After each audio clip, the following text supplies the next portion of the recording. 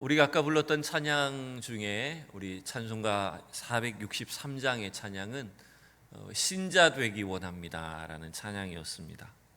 여러분, 그 찬양은 참 간단한 가사로 이루어져 있습니다. 신자 되기 원합니다. 사랑하기 원합니다.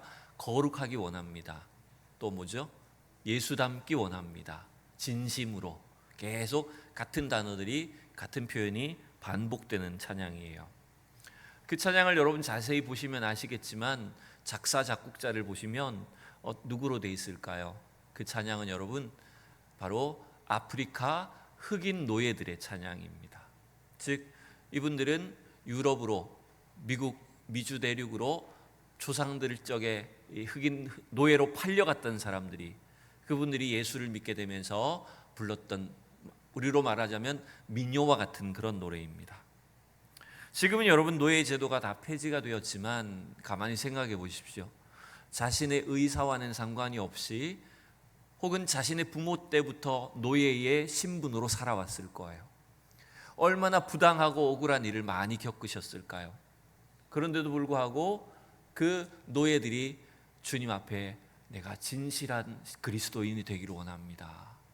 정말 주님 닮기를 원합니다. 어떻게 이런 찬양을 할 수가 있었을까요? 제가 한 주간 말씀을 준비하면서 이 찬송가가 생각이 나더라고요. 이 찬송가 내용을 가만히 묵상하다 보니까 그 노예의 신분을 가지고서도 어떻게 이런 찬양을 부를 수 있었을까?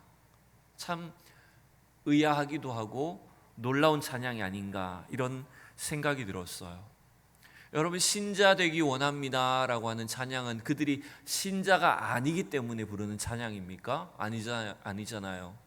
그들이 이미 예수 그리스도의 제자로, 예수 그리스도의 신자로 살아가고 있으면서도 내가 정말 진심으로 신자 되기를 원합니다. 내가 진심으로 주님 닮기를 원합니다. 이렇게 찬양하고 있는 거예요. 어떻게 이런 찬양을 할 수가 있었을까? 제가 한번 가만히 이 말씀의 내용을 들어가기 전에 가만히 한번 질문을 해봤어요. 두 가지 정도의 대답을 할 수 있을 것 같더라고요. 첫 번째는 이 흑인 노예들에게 그들이 노예가 된 아픔, 슬픔, 억울함보다도 우리가 구원받고 하나님의 자녀가 된 그 은혜가 훨씬 더 크기 때문에 이런 찬양을 할 수 있었으리라고 생각이 들어요. 여러분, 비록 노예가 되고 억울하고 부당한 일을 수없이 많이 겪었겠지만 여러분, 하나님의 자녀가 된 그 은혜와 기쁨이 그들 안에 훨씬 더 컸기 때문에 주님을 찬양할 수가 있었던 것입니다. 또한 이분들이 온전한 그리스도인들이 되기를 기도했던, 찬양했던 이 가사의 내용은 이분들이 말로만 내가 크리스천입니다, 표면적으로만 내가 하나님의 백성입니다 라고 하는 것이 아니라 정말 주님을 향한 갈망이 있었다는 것을 우리가 느끼게 됩니다. 여러분, 우리 안에 과연 이러한 갈망이 있을까요? 내가 교회 다니는 사람이다, 혹은 내가 예수 믿는 사람이다 라고 하는 그 정도의 수준에 그냥 만족하고 살면서 진짜 내가 주님 닮기를 원하고 내가 더욱 진실하고 신실한 그리스도인이 되기를 원합니다 라고 하는 그런 소망이, 그런 열망이 우리 안에 과연 얼마나 있을까? 저는 좀 반성하게 되었습니다. 오히려 우리의 소망은 이런 것들이 아닙니까? 부자 되기 원합니다. 진심으로. 성공하기 원합니다. 진심으로. 어쩌면 우리의 간구는, 우리의 소망은 이런 세상적인 것에 미쳐 있을지 모릅니다. 근데 이 흑인 노예 신분의 이 성도들은 그들이 노예 해방되는 것도, 또 자유를 얻는 것보다 정말 주님을 닮은 크리스천이 되는 걸, 예수 그리스도의 사람이 되는 것을 목표로 했다는 것입니다.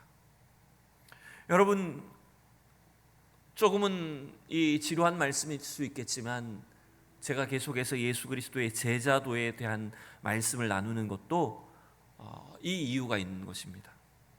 여러분, 교회 안에 특정한 사람들만 크리스천이 되는 것이 아니죠. 특별한 사람들만 예수님의 제자가 되는 것이 아닙니다. 우리 모두가 하나님의 자녀로 부름받고 예수 그리스도의 제자로 선택받은 것을 여러분 믿으셔야 됩니다. 그렇다면 오늘 이 흑인 노예 신분의 이 성도들이 불렀던, 그들이 열망했던 찬양처럼, 간구처럼 우리가 모두 다 신실한 그리스도인이 되고 더 거룩한 신자가 되고 예수님을 닮은 제자로 살아가는 것이 우리의 열망이 되어야 됩니다. 그래서 우리가 단지 내가 예수 믿고 그냥 부자 되고 성공하고 잘 되는 것이 여러분 우리의 목표가 아닙니다. 우리가 예수 그리스도의 제자로 끝까지 주님을 닮은 성도로 살아가는 것, 그게 우리의 목표가 되어야 된다는 것을 여러분 분명히 기억하셨으면 좋겠습니다. 우리는 예수님의 제자도의 말씀을 통해서 계속해서 지금 초반부 예수님이 직접 제자들을 선택하시고 부르신 장면들을 좀 자세히 살펴보고 있습니다. 예수님 공생의 사역 당시에 예수님을 따라다니던 사람들은 사실은 굉장히 많이 있었습니다. 12명의 제자들 외에도 수없이 많은 제자들이 예수님을 따라다녔고 예수님의 말씀을 듣고 배웠습니다. 근데 그 가운데서 특별히 예수님은 12명을 택하셔서 사도로 지명하셨고 또 그들에게 더 예수님과 더 밀착된 삶을 가르쳐 주셨습니다. 이게 공교롭게도 이제 누가복음 6장에 보면, 바로 다음 장이죠, 6장에 보면 12제자의 이름이 이렇게 기록됩니다. 다른 제자들은 사실은 거의 이름이 나오지 않는데 이 12명의 택하신 제자들만 따로 이렇게 불러 세우셨죠. 이름을 기록하게 하셨죠. 우리 같이 한번 읽어볼까요? 시작.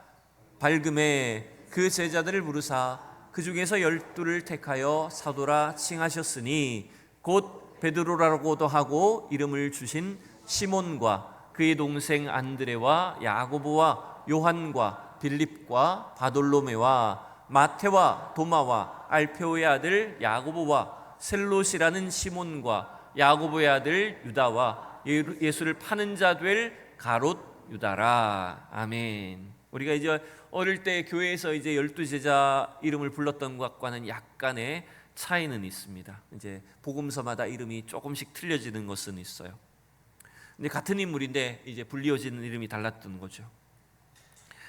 복음서는 여러분 이 12명의 제자들 중에 특별히 가장 먼저 누가 예수님을 만났고 누가 먼저 부름받았다고 기록하죠? 예수님의 제자들 중에서도 특별히 앞에 나왔던 어부들 누굽니까? 베드로와 함께 이제 동생도 부름받았을 거니까 베드로, 안드레, 야고보, 요한, 갈릴리의 물고기를 잡던 이 4명의 어부들을 가장 먼저 부르신 것으로 이제 기록하고 있습니다. 근데 여러분 그 외에 나머지 제자들은 사실은 따로 어떤 경로로 부르셨는지, 그들이 어떤 인물들이었는지를 사실은 자세히 기록하지 않습니다. 이제 이 4명의 제자들은 예수님의 핵심 멤버, 제자들 가운데 핵심 그룹이었기 때문에 이 4명에 대해서는 그들이 어떻게 부름받았는지를 기록하고 있으면서 나머지 이제 8명의 제자들 중에서 유일하게 여러분 이 어부들처럼 부름받은 그 내용을 자세히 기록한 것이 오늘 본문의 이제 내용인 것입니다. 그 사람이 누구냐 하면 오늘 레위라고 하는 세리라고 이렇게 되어 있습니다. 여러분 만약 어떤 회사나 기업이 이제 신입사원을 뽑는다면 어떤 인물을 뽑겠습니까? 회사나 직장에서 사람을 뽑을 때 어떤 사람을 뽑을까요? 잘생긴 사람 뽑을까요? 네? 능력자들. 그냥 능력자가 아니고 그 회사에 맞는 사람을 뽑겠죠. 그 회사의 일에 또 직무에 또 적합한 사람, 그런 능력과 기술을 갖춘 사람을 아마 뽑을 것입니다. 자, 그런데 여러분 예수님은 과연 이 12명의 제자들을 따로 구별하시고 뽑으실 때 어떤 기준으로 사람을 뽑으셨을까요? 뭘 보고 예수님은 제자들을 택하여 주셨을까요? 우리가 쉽게 알 수 있는 내용이지만 오늘 이 세리를 부르신 것을 보면서 한번 그 내용이 뭔지, 예수님이 어떤 사람을 택하셨는지, 어떤 사람을 제자의 기준으로 뽑으셨는지를 함께 여러분 살펴보기를 원합니다. 먼저 여러분 오늘 마태복음 5장에서 누가복음 5장에서 부름받은 어부들 외에 부름받은 제자가 여러분 누구라고 되어 있을까요? 27절 읽어볼까요? 시작. 그 후에 예수께서 나가사 레위라 하는 세리가 세관에 앉아 있는 것을 보시고 나를 따르라 하시니. 아멘. 이 사람의 이름이 뭐라고요? 레위라고 이름하는 세리라고 되어 있습니다. 여러분, 이 마가복음과 누가복음은 동일하게 이 사람을 레위, 직업은 세리였다 이렇게 소개를 하고 있는데, 이제 마태복음으로 가보면 이 사람의 이름을 마태라고 밝히고 있습니다. 네. 마가복음과 누가복음에 지금 세리라고 기록된 레위는 바로 그의 이름은 마태입니다. 우리는 이제 이렇게 추정을 해볼 수 있을 것 같아요. 이 마태는 그의 본명이 아마 레위였을 것으로 여겨집니다. 아니면 그는 레위 지파 사람이었기 때문에 레위라고 불렸던 것 같아요. 근데 이 사람이 여러분 직업을 뭐예요? 지금 세리를 하고 있는 거예요. 여러분, 세리는 세무 공무원을 말하는 겁니다. 근데 오늘날 우리의 세무 공무원과는 달라요. 요즘에 세무 공무원 여러분 치열하게 여러분 우리 젊은이들이 우리 자녀들이 공무원 시험을 쳐서 합격해야 이제 세무서에 들어가잖아요. 세무 공무원이 되잖아요. 근데 이 당시의 세리는 뭐냐면 로마 제국에 빌붙어서 그 다음에 로마 제국 밑에 있는 분봉왕 헤롯 왕의 수하의 노릇을 하면서 자기 동족들의 피를 빨아먹는, 자기 동족들에게 세금을 착취하는 거머리 같은 인간이에요. 아주 나쁜 사람들, 매국노와 같은 사람들이었어요. 여러분, 이 사람이 레위인이었다면 원래 무슨 일을 해야 됩니까? 성전에서 제사장들과 함께 하나님을 섬기는 일, 제사와 관련된 직무를 해야 옳지 않겠습니까? 근데 이 사람은 지금 그의 생존을 위해서 성전에 하나님 주신 사역보다는 그냥 세상으로 나간 겁니다. 세상 일들 중에서도 가장 어쩌면 악한 일들을 하고 있는 거예요. 그래서 이 사람의 이름이 이제 마태가 된 것은 이제 추정하기로는 아마 예수님께서 이 사람을 택하시고 부르신 후에 너는 이제 마태라고 할 거야, 베드로라고 불러주신 것처럼 마태라고 이름을 불러주신 것이 아닐까, 이렇게 이제 추정을 하는 것입니다. 추정일 뿐입니다만은 그렇게 여겨집니다. 이 마태라고 하는 이름의 뜻은 뭐냐면 여호와의 선물, 이런 뜻입니다. 근데 그의 이름과 그의 실제 직업, 지금의 삶은 굉장히 차이가 나는 걸 여러분 볼 수가 있죠. 여러분, 이 당시에 유대인들은 세리를 어떻게 봤을까요? 집에 세금 거두러 오면 그 세리를 어떻게 여겼을까요? 매우 싫어했어요. 저도 지난주에 세금 냈습니다만 세금 내라고 하니까 내야죠, 그죠? 근데 여러분, 그걸 제가 자율적으로 의사를 갖고 내니까 망정이지, 만약에 강제로 막 세금을 막 이렇게 너무 과중하게 부과를 한다면 제가 어떻게 여기겠습니까? 너무 싫어하겠죠, 그죠? 이 당시에 여러분, 이 세리들은 인두세로부터 해서 통행세, 온갖 무역과 관련된 것, 매길 수 있는, 부과할 수 있는 세금은 다 매겨서 그 세금을 착취하는 거예요. 근데 그냥 그 세금을 로마 제국에 갖다 바치는 게 아니고요, 상당 부분은 자기가 먹는 거예요. 그러니까 이 세리 혹은 삭개오와 같은 세리장은 어마어마한 부자들이었어요.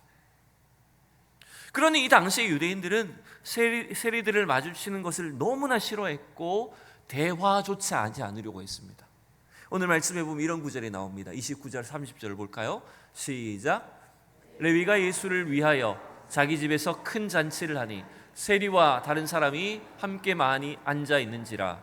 바리새인과 그들의 서기관들이 그 제자들을 비방하여 이르되 너희가 어찌하여 세리와 죄인과 함께 먹고 마시느냐. 여러분, 30절에 보면 세리와 누구라고 표현하고 있어요? 세리와 누가 함께 있다고요? 그렇죠, 세리와 죄인이 함께 있다고 말합니다. 여러분, 이것은 이 마태가 세리였던 마태가 있었고 그 외에 나머지 죄인들이 그냥 함께 합석했다, 이런 개념보다는요, 이 당시 유대인들의 인식 속에서 세리는 곧 죄인이라고 하는 표현이 있는 겁니다. 항상 세리와 죄인을 같이 쓰는 거예요. 저놈들은 아주 나쁜 놈들이야. 그래서 이 당시의 세계관에서는 세리라고 하는 직업은요, 가장 천하다고 여겨졌던 목동이나 혹은 어부들보다도 훨씬 더 악하고 못한 직업이었어요. 누구하고 동급이냐 하면 창녀와 동급이에요. 세리와 창녀는 곧 하나님 앞에 버림받은 죄인들이라는 거예요. 그런 사람들로 여겨졌어요. 그런데 여러분, 이상하죠? 예수님은 왜 이런 죄인인 세리를 부르셨을까요? 여러분, 사람들이 기대에 따른다면 메시아로 오신 예수님이라면 어떤 사람을 부르셔야 될까요?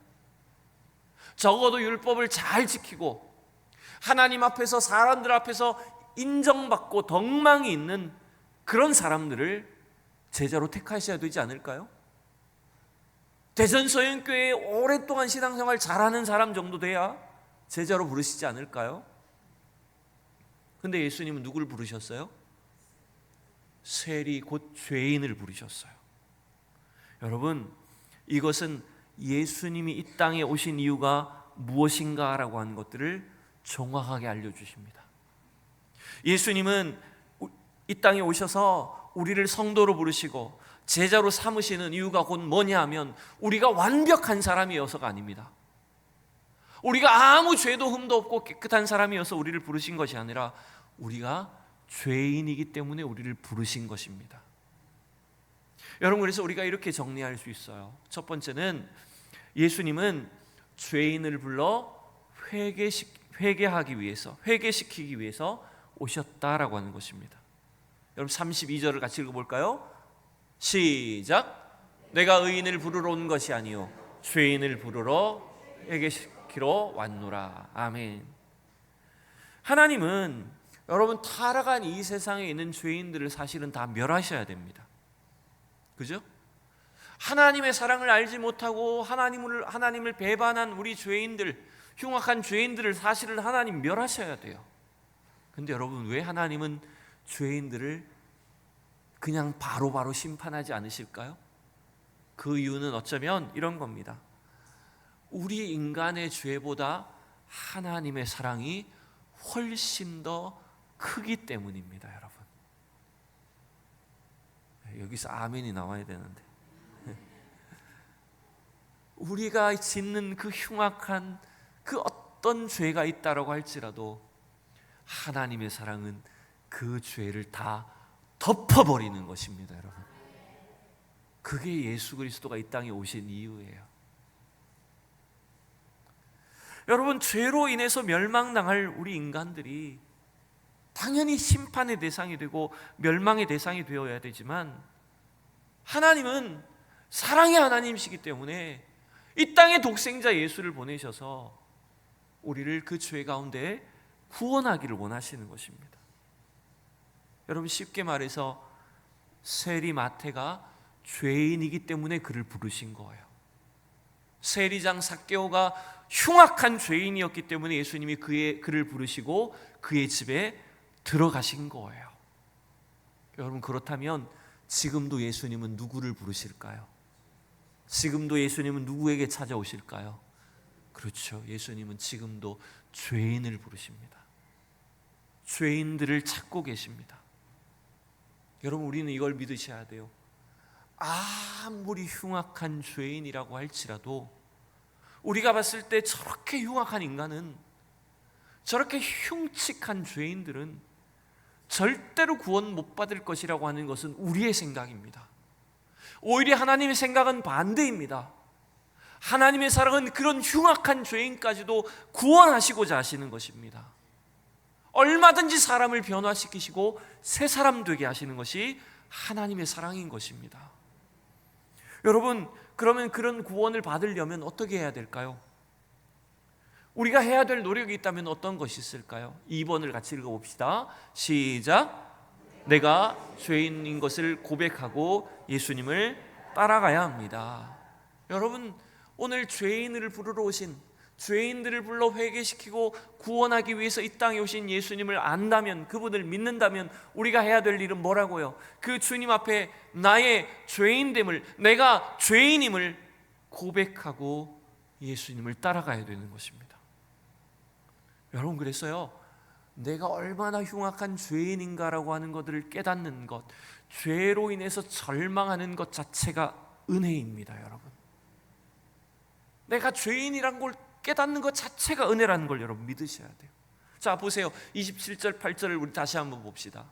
자, 함께 읽습니다. 시작. 그 후에 예수께서 나가사 레위라 하는 세리가 세관에 앉아 있는 것을 보시고 나를 따르라 하시니 그가 모든 것을 버리고 일어나 따르니라. 아멘. 여러분, 세관에 앉아 있는 세리 마태를 향해서 예수님이 나를 따르라 했을 때 이 마태가 어떻게 반응했다고요? 그가 모든 것을 버리고 예수님을 따랐다고 했습니다. 여러분, 이 세리가 예수님을 따랐던 이유가 예수님이 잘생겼기 때문입니까? 예수님이 유명한 슈퍼스타였기 때문에 따라갔습니까? 예수님을 따라가면 더 큰 부자가 될 것을 알고 따라갔습니까? 무슨 생각을 하고 예수님을 따라갔을까요? 왜 자기의 모든 것들을 다 버려두고 따라갈 수 있었을까요? 그 이유는 바로 그가 평소에 자기가 얼마나 흉악한 죄인인가를 깊이 고민하고 있었기 때문입니다. 여러분, 가만히 생각해 보세요. 그가 예수님을 물론 이제 이런 건 있어요. 예수 그리스도를 통해서 주신 그 말씀의 권세와 능력이 있기 때문에 사람을 복종하게 하셨을 것입니다. 그러나 그 일이 일어날 수 있도록 하나님께서 역사하셨던 것은 이 세리 마태의 마음속에 늘 끊임없는 번민과 고민이 있었을 거라는 거예요. 무슨 고민일까요? 자기가 동족들을 착취하고 괴롭혀서 강제로 세금을 빼앗고 강탈하는 이 나쁜 짓을 하면서도, 자기의 부를 위해서 그 일을 하면서도 끊임없이 양심의 가책을 받았을 거예요.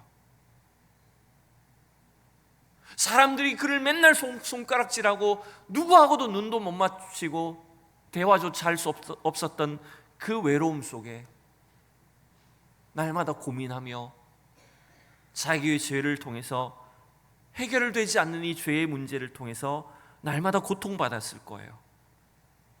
그런 세리에게, 그런 마태에게 예수님이 오셔서 나를 따르라고 하신 거예요. 여러분, 이건 베드로도 마찬가지 아니었습니까? 우리가 앞에서 봤던 베드로가 밤새도록 물고기를 못 잡다가 예수님이 깊은 데로 그물을 내리라고 해서 그때 그물을 내리고 물고기를 배가 잠기도록 잡았을 때 베드로의 반응이 뭐였습니까? 예수님 앞에 베드로가 어떻게 했습니까? 나는 죄인입니다, 주님 나를 떠나십시오라고 고백할 수밖에 없었어요. 즉 예수님은 죄인을 찾으러 오신 겁니다. 자기 죄를 절박하게 깨닫고 그 죄에 절망하는 사람들을 통해서 하나님 주님을 의지하여 그들이 새 사람이 될 수 있도록 바꾸어 주시는 것입니다. 여러분, 우리가 예수 믿고 구원받고 은혜를 누리는 것은요, 딴 게 아닙니다. 예수 믿고 뭔가 좋은 것을 얻었다라고 하는 그 결실 때문이 아니라 우리가 죄인 된 나를 하나님께서 변화시키셔서 이전에 알지 못했던 자유와 생명을 누리게 하신 것, 여러분, 그게 우리에게 주신 은혜입니다. 여러분, 그래서 여러분, 진짜 은혜의 출발점은요, 어떻게 보면 붙잡히는 것이 은혜입니다. 여러분, 죄인의 상태로 주님께 붙잡혀야 은혜인 거예요. 여러분, 가만히 생각해 보세요. 만약에 여러분 막 흉악한 죄인이 지금 간밤에 온갖 나쁜 짓을 하고 돌아다니고 있다고 하면 어떻게 될까요? 그 사람도 불안하고 우리도 불안하기 짝이 없는 거예요. 근데 여러분, 만약에 여러분 죄인이 계속 지명수배가 되어가지고 계속 돌아다니고 숨어있고 한다면 마음이 평안할까요? 아무도 나를 못 잡지롱 하면서 이렇게 막 기쁠까요? 아니에요. 죄인으로 살아가는 건 너무 힘든 거예요. 그 죄인에게 여러분 은혜는 뭔지 압니까? 붙잡히는 게 은혜예요. 경찰 앞에 잡혀야 그 고민이, 그 괴로움이 해소될 수 있는 거예요. 그래서 실제로 여러분 많은 범인들이요, 경찰에 딱 잡히면 마음의 평안을 느낍니다. 붙잡히기 전에는 불안하기 짝이 없어요. 붙잡혀야 은혜가 시작되는 거예요. 여러분, 예수님이 죄인을 찾으시는 것도 마찬가지입니다. 죄인 된 상태로 우리는 이 땅에 고통을 당할 수밖에 없는 거예요. 그래서 여러분, 예수님이 찾으시는 사람은 딴 게 아닙니다. 세상의 인재상은, 세상의 직장은 스펙이 뛰어나고 능력이 많은 사람을 뽑지만 예수님이 찾으시는 인재는 어떤 사람들이 압니까? 어떤 사람들인지 압니까? 그 사람들은 바로 죄인들입니다. 예수님은 죄인을 찾으러 이 땅에 오셨습니다. 여러분, 내가 스스로 완벽하다, 나는 이렇게 의로운 사람이야 라고 하는 사람은 여러분, 그 사람 은혜 받기 힘듭니다.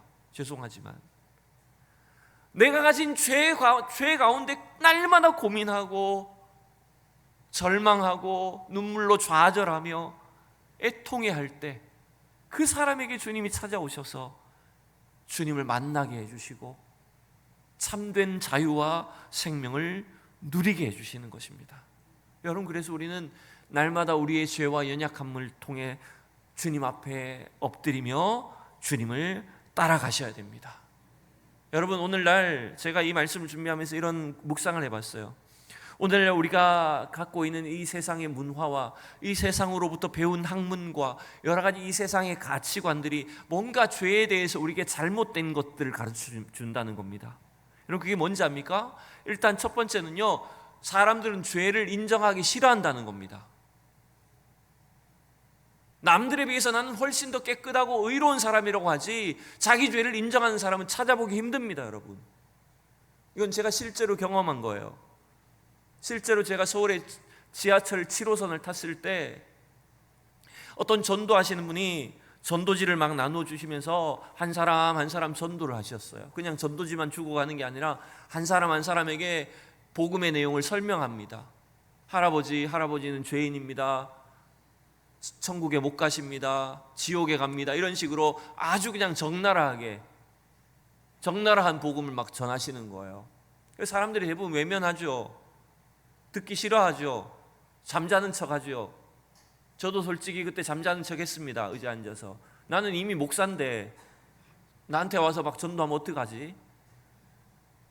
애매하잖아요.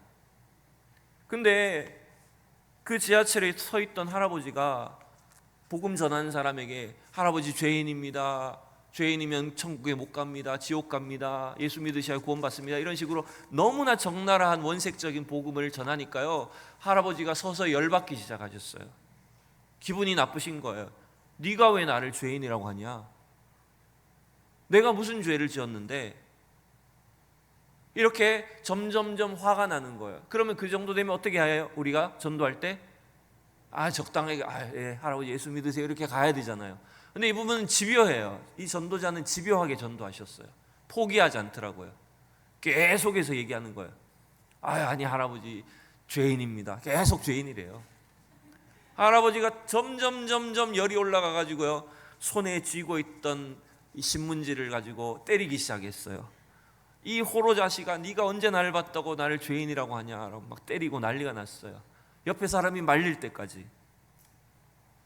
제가 그걸 보면서 느낀 게 이 전도에 대한 어떤 방법에 대한 것보다 제가 느낀 건 뭐였냐면, 사람은 자기가 죄인이라고 하는 것을 이렇게 싫어하는구나라는 거예요.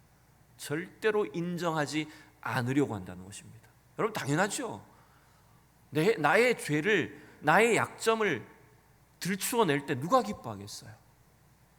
네, 여러분, 이걸 기억하십시오. 우리가 예수 그리스도의 자녀가 되고 예수 그리스도를 통해 구원받고 하나님의 자녀가 되는 길은 죄를 깨닫고 고백하는 데서부터 출발한다는 것입니다. 또 하나, 여러분, 오늘 우리가 세상으로부터 잘못 배운 것들이 있다면 이거예요. 이 죄의 문제를 인정하지 않으려고 하는 것뿐만 아니라 나는 죄인이라기보다는 피해자라고 자꾸 포장하는 거예요.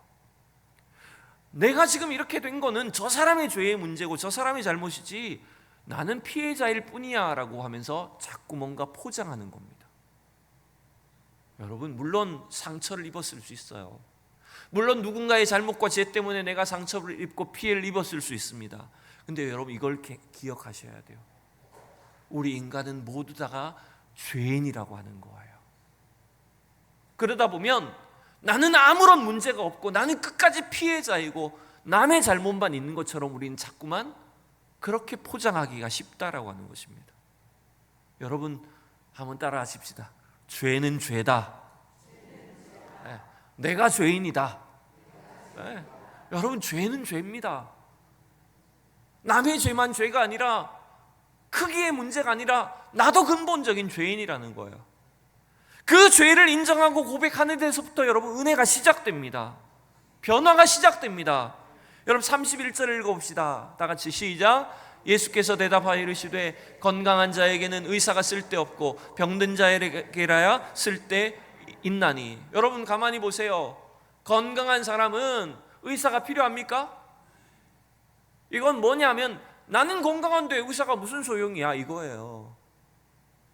여러분 자기의 죄를, 나의 병들었음을, 나의 영적인 무능함을 고백하는 사람만 의사이신 주님 앞에 복종할 수가 있는 거예요.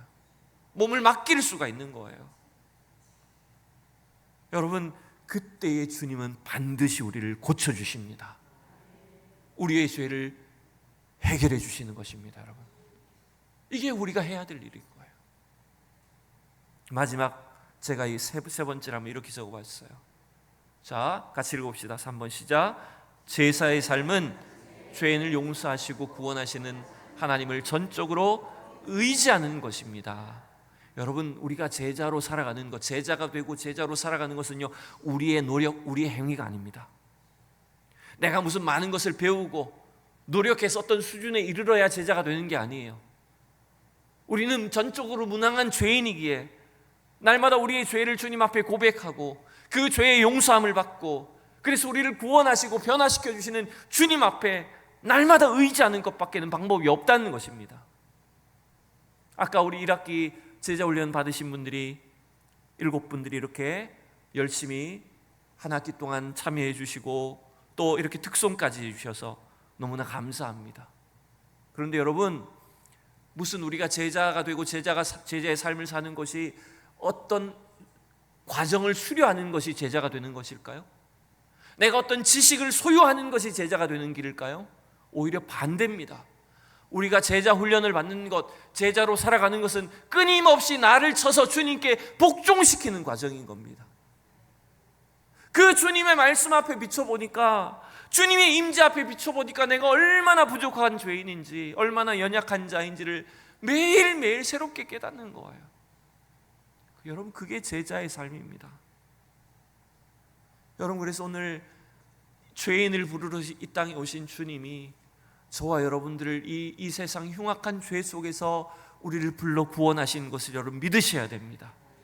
그래서 우리가 어떤 노력해야, 뭔가를 행하고 지식을 가지고 일정한 수준이 되어야 우리가 예수님의 제자가 되는 것이 아니라, 우리의 날마다 연약함을 주님 앞에 고백하고 주님을 의지할 때 하나님 우리를 온전한 그리스도의 제자로 이 땅을 살아갈 수 있도록 붙잡아 주시는 줄 여러분 믿습니다.